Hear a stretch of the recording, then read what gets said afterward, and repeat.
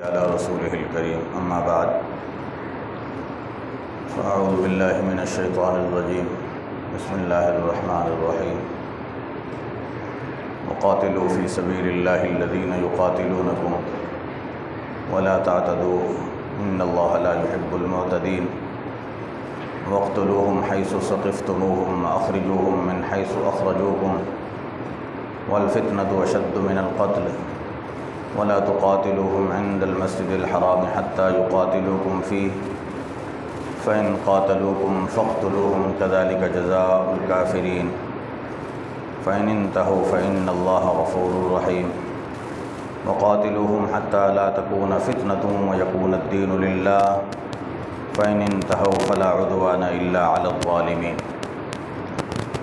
اور لڑو تم اللہ کے راستہ میں ان لوگوں سے جو تمہارے ساتھ لڑتے ہیں، اور نہ زیادتی کرو تم، بے شک اللہ پاک نہیں پسند کرتے زیادتی کرنے والوں کو، اور مارو ان کو جہاں پاؤ ان کو، اور نکالو ان کو اس جگہ سے جہاں سے انہوں تمہیں نکالا، اور فتنہ زیادہ سخت ہے مار ڈالنے سے، اور نہ لڑو تم ان لوگوں کے ساتھ مسجد حرام کے پاس یہاں تک کہ وہ لڑیں تمہارے ساتھ اس جگہ میں، پس اگر وہ لڑیں تمہارے ساتھ تو تم بھی ان کو قتل کرو، یہی بدلہ ہے کافروں کا، پس اگر باز آ جائیں وہ، پس تحقیق اللہ بخشنے والے بہت بڑے مہربان ہیں۔ اور لڑو ان سے یہاں تک کہ نہ باقی رہے کوئی فتنہ اور ہو جائے سارا کا سارا دین اللہ کے لیے، پس اگر باز آ جائیں وہ تو نہیں ہے زیادتی مگر ظالموں پر۔ صدق اللہ العظیم وصدق رسولہ النبی الکریم ونحن علی ذلک من الشاہدین والشاکرین والحمد للہ رب العالمین۔ اللہم صلی علی سیدنا محمد النبی الامی وعلی آلہ واصحابہ وسلم تسلیما۔ برادران محترم، جہاد کے اصول اور ضوابط کل کے درس میں بیان ہو چکے ہیں۔ آج ان آیات کا پس منظر آپ حضرات کے سامنے عرض کروں گا کہ یہ آیات کب اور کس وقت کس موقع پہ نازل ہوئیں۔ حضور علیہ الصلاۃ والسلام نے جب مدینہ کی طرف ہجرت فرمائی تو ہجرت مدینہ کے بعد ہی جہاد کا سلسلہ شروع ہو گیا۔ دوسرے سال میں غزوہ بدر ہوتا ہے، ہجرت کے تیسرے سال میں غزوہ احد ہوتا ہے، اور ہجرت کے 5ویں سال میں غزوہ احزاب ہوتا ہے تسلسل کے ساتھ۔ اب سن 6 ہجری میں 6 سال میں نبی کریم صلی اللہ علیہ وسلم نے ایک خواب دیکھا۔ خواب یہ تھا کہ میں بیت اللہ کا طواف کر رہا ہوں، میرے ساتھ اہل ایمان بھی ہیں، طواف کے بعد سعی کر رہا ہوں، اور پھر کچھ ان میں سے اپنا حلق کروا رہے ہیں، کچھ بال کٹوا رہے ہیں۔ سورہ فتح کا آخری رکوع جو میں نے ابھی نماز میں بھی پڑھا ہے، اس میں اللہ تعالیٰ نے اسی خواب کا واقعہ ذکر فرمایا ہے۔ آپ صلی اللہ علیہ وسلم نے اپنے اس خواب کا ذکر صحابہ کے سامنے فرمایا تو اہل ایمان تو ویسے ہی بیت اللہ کے دیدار کے لیے بے تاب تھے، کہنے لگے کہ پروگرام بنا کے چلنا چاہیے بیت اللہ کی زیارت اور عمرہ کے لیے، کیونکہ اس وقت اسلام میں ابھی تک حج کی فرضیت نہیں ہوئی تھی۔ حج کی فرضیت اسلام میں سن 8 ہجری کے آخر میں ہوئی ہے۔ سن 9 ہجری میں حضور علیہ الصلاۃ والسلام نے حضرت ابوبکر صدیق کو امیر حج بنا کے بھیجا ہے قافلہ اسلام کے ساتھ، اور سن 10 ہجری میں خود آپ صلی اللہ علیہ وسلم بنفس نفیس تشریف لے گئے ہیں۔ تو آپ کی زندگی میں حج کی فرضیت کے بعد 2 مرتبہ حج ہوا ہے، ایک مرتبہ ابوبکر صدیق کی امارت میں اور دوسری خود رسول اللہ صلی اللہ علیہ وسلم کی قیادت میں۔ تو بہرحال اس خواب کے بعد جب صحابہ نے اپنا جذبہ ظاہر فرمایا تو حضور نے کہا ٹھیک ہے تیاری کرو۔ اب تیاری کی، 1400 یا بعض روایات میں 1500 صحابہ کی تعداد حضور کے ساتھ شریک ہو گئی۔ عمرہ کرنے کی نیت سے مدینہ سے نکلتے ہیں اور بیت اللہ کی طرف مکہ کی طرف عازم سفر ہوتے ہیں۔ مکہ مکرمہ سے تقریباً 8 یا 9 میل دور ایک کنواں تھا، اس کنویں کا نام تھا حدیبیہ۔ پھر اس کنویں کی نسبت سے اس گاؤں کا نام بھی حدیبیہ پڑ گیا۔ جب وہاں یہ قافلہ پہنچتا ہے، اہل مکہ کو اطلاع ہوئی تو اہل مکہ نے وہاں حدیبیہ کے مقام پر آ کر حضور کے اس قافلہ کو روک لیا اور آ کر کہا کہ ہم تو آپ کو مکہ میں داخل نہیں ہونے دیں گے۔ اب حضور علیہ السلام نے سمجھانے کی کوشش کی کہ ہمارا کوئی لڑائی کا ارادہ نہیں ہے، ہم صرف بیت اللہ کا طواف کرنے، عمرہ کرنے کے لیے آئے ہیں، نہ کوئی ہمارے ساتھ ہتھیار ہیں، نہ لڑائی کا پروگرام ہے، تو آپ کیوں نہیں داخل ہونے دیں گے؟ بہرحال لمبا واقعہ، تفصیلات میں نہیں جاتا۔ تو حضور علیہ السلام نے مزید مذاکرات کے لیے حضرت عثمان بن عفان رضی اللہ تعالیٰ عنہ کو اپنا قاصد بنا کے سرداران مکہ کے پاس بھیجا کہ ان کے ساتھ مذاکرات کرو اور کوئی راہ نکل آئے کہ ہمارا عمرہ ہو جائے۔ حضرت عثمان جب وہاں گئے تو اہل مکہ نے حضرت عثمان کو روک لیا۔ ادھر شیطان نے یہ خبر مشہور کر دی کہ اہل مکہ نے حضرت عثمان کو شہید کر دیا، قتل کر دیا۔ حضور علیہ السلام کے پاس یہ جب اطلاع پہنچی کہ حضرت عثمان کو شہید کر دیا گیا تو حضور بہت پریشان ہوئے، صحابہ میں پریشانی ہوئی، لیکن حضور علیہ السلام نے اس رد عمل میں تمام صحابہ کو جمع کر کے ان سے اپنے ہاتھ پر بیعت لی، جس کو بیعت رضوان کہتے ہیں۔ اللہ تعالیٰ نے اس کا واقعہ بھی سورہ فتح کے اندر تفصیلاً بیان فرمایا ہے۔ بیعت کس پر تھی؟ بیعت اس پر تھی کہ ہم خون عثمان کا قصاص لیے بغیر اب واپس نہیں جائیں گے، جب تک حضرت عثمان کے خون کا بدلہ نہیں ہوتا اس وقت تک واپس نہیں جائیں گے۔ اگرچہ یہ 1500 کی تعداد ساری کی ساری شہید ہو گئی تو شہادت دے دیں گے، لیکن واپس نہیں جائیں گے۔ بہرحال بیعت ہوئی۔ بعد میں اطلاع ملی کہ یہ خبر غلط تھی، حضرت عثمان زندہ و جاوید موجود ہیں۔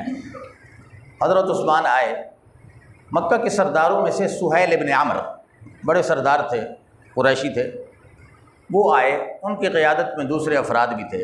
حضور علیہ السلام کے ساتھ مذاکرات ہوئے۔ مذاکرات کا نتیجہ کیا نکلا؟ کافی شرائط ہیں، پورا احادیث کی کتب میں اس کی تفصیلات موجود ہیں، میں ساری تفصیلات ذکر نہیں کرتا، خلاصہ ذکر کر رہا ہوں۔ ان میں ایک شرط یہ تھی کہ مسلمان اس سال بیت اللہ کا طواف نہیں کریں گے، مکہ میں داخل نہیں ہوں گے، یہیں حدیبیہ سے ہی واپس مدینہ کی طرف لوٹ جائیں گے۔ آئندہ سال صرف چند دن کے لیے آئیں گے، بغیر ہتھیار کے آئیں گے اور بیت اللہ کا طواف کریں گے اور واپس چلے جائیں گے۔ حضور علیہ السلام نے یہ تمام شرائط مانی۔ ظاہراً جو صلح ہوئی ان میں ظاہری شرائط ساری مشرکین کی طرفداری میں تھی، ان کے حق میں تھی، اہل اسلام کے خلاف تھی۔ حضرت عمر رضی اللہ تعالیٰ عنہ جیسا آدمی تڑپ رہا ہے، یا رسول اللہ یہ کس طرح کی صلح ہے؟ ہر شرط ان کی مانی جا رہی ہے، ہماری کوئی شرط بھی قابل قبول نہیں ہے۔ حضور علیہ السلام فرماتے عمر خاموش رہو۔ بہرحال صلح ہوئی، دستخط ہوئے جانبین سے۔ حضور علیہ السلام نے جب واپسی کا حکم دیا کہ ہم نے اب واپس مدینہ جانا ہے تو صحابہ کے دل میں بے چینی تھی، اور یہ اپنا خدشات تھے کہ حضور علیہ السلام نے تو کہا تھا کہ ہم بیت اللہ کا طواف کریں گے، وہاں جائیں گے، ہم تو بغیر طواف کیے بیت اللہ کا دیدار کیے واپس جا رہے ہیں، تو آپ کے خواب کا کیا بنے گا؟ آپ کا خواب تو سچا ہوتا ہے، یہ سچا کیوں نہیں ہو رہا؟ حضور علیہ السلام نے فرمایا کہ بھائی میں نے تمہیں یہ تو نہیں کہا تھا کہ اسی سال میں ہم یا اسی سفر میں بیت اللہ کا طواف کریں گے، یہ تو نہیں کہا میں نے۔ صحابہ نے کہا یہ تو بات ہے۔ تو فرمایا انشاءاللہ اللہ تعالیٰ ایسے حالات پیدا کریں گے کہ اس خواب کی تعبیر مکمل ہوگی اور ہم بیت اللہ کا طواف بھی کریں گے، عمرہ بھی ادا کریں گے۔ بہرحال صحابہ خاموش ہو گئے حضور کے سامنے، کیا کہنا تھا۔ واپس ابھی نکلنے کا ارادہ کیا ہے کہ اللہ تعالیٰ کی طرف سے وحی آ گئی، انا فتحنا لک فتحا مبینا، ہم نے آپ کو فتح مبین عطا کر دی۔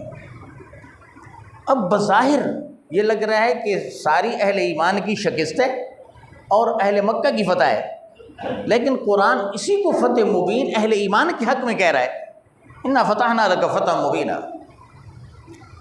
تو حضور علیہ السلام نے جب یہ آیات پڑھ کر صحابہ کو سنائی تو صحابہ کے چہرے کھل اٹھے، خوشی اور مسرت کی کیفیات میں آ گئے صحابہ۔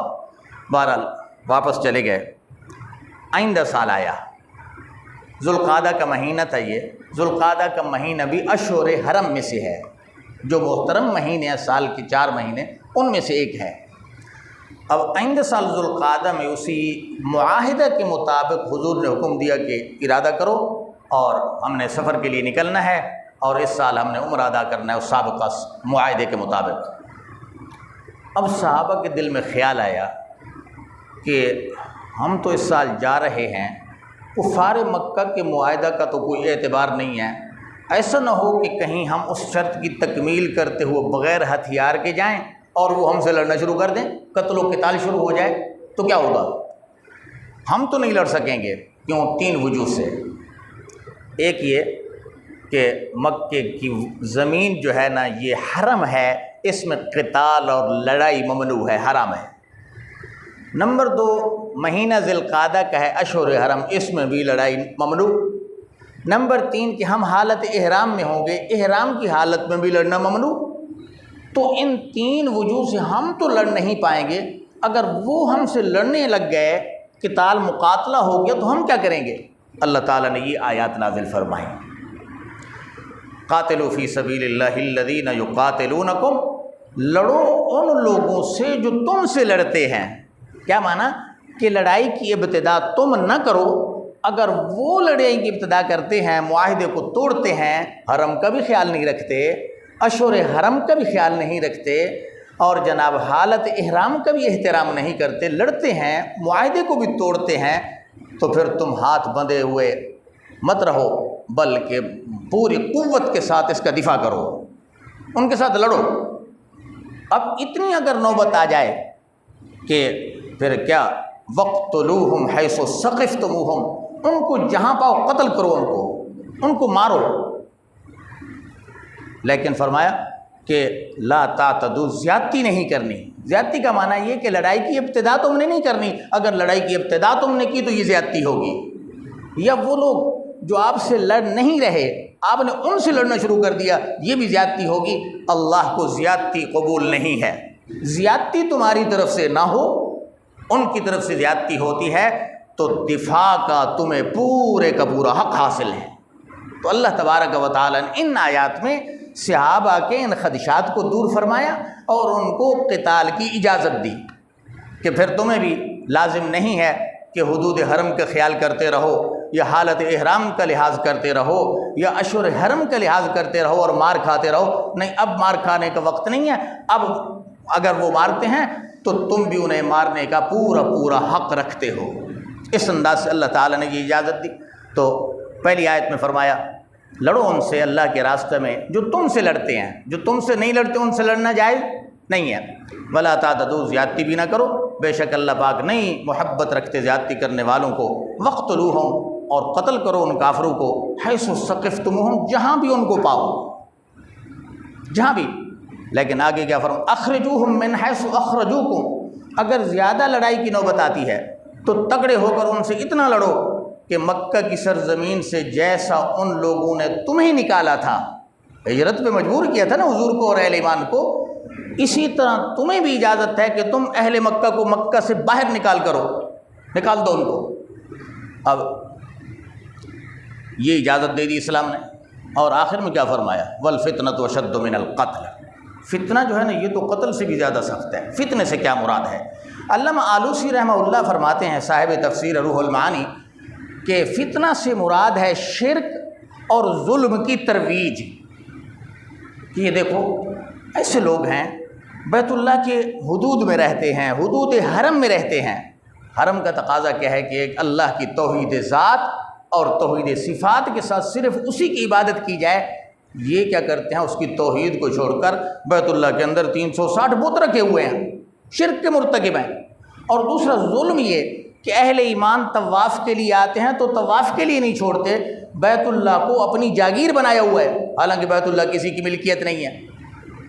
یہ تو اللہ کی عبادت کا گھر ہے، جو بھی انسان ہے ایمان کی حالت میں اس کا طواف کرے، اس کو آنے کی اجازت ہے۔ تو فرمائیں اس طرح کا فتنہ کہ شرک حدود حرم میں کرنا، ظلم کا ارتکاب کرنا، یہ تو قتل سے بھی زیادہ بڑا جرم ہے جو وہ خود اہل مکہ کر رہے ہیں۔ تو اب اگر آپ ان حالات میں ان کا مقابلہ کریں گے تو آپ کا جرم ان کے مقابلے میں ادنا ہے، کم تر ہے، اس لیے یہ جرم نہیں ہے۔ اللہ تعالیٰ نے اس عمل کی اجازت دی۔ ولا تقاتلوہم عند المسجد الحرام، ساتھ فرمایا کہ مسجد حرام کے اطراف آس پاس میں لڑائی نہیں لڑنی. ذکر تو مسجد حرام کا ہے لیکن اس سے مراد پورا حدود حرم ہے، اور حدود حرم کو اللہ نے وہ عظمت بخشی ہے میرے بھائیوں کہ وہاں انسان کو قتل کرنا تو درکنار، وہاں کسی پرندے کو، کسی حیوان اور جانور کا شکار کرنا یا اس کو دوڑانا شکار کی غرض سے، یہ سارا حرام ہے. یہاں تک کہ مکہ کی سرزمین اس حدود حرم کی زمین کے اندر خضر و گھاس، خضر و پودا یا درخت اگتا ہے، اس کا کاٹنا بھی حرام ہے. یہ حدود حرم کا تقدس ہے. اللہ تعالیٰ نے فرمایا کہ مسجد حرام کے نزدیک اس حدود حرم میں لڑائی نہیں لڑنی. ہاں کب تلک؟ جب تلک وہ معاہدے کی پاسداری کریں، نہ لڑیں تم بھی نہ لڑو. حتیٰ یقاتلوکم، اگر وہ تمہارے ساتھ لڑتے ہیں پھر تم بھی تکڑے ہو جاؤ، لڑو، پھر تمہیں بھی اجازت ہے. تو دفاعی جنگ کی اللہ تعالیٰ نے یہاں حدود حرم میں بھی اجازت دے دی.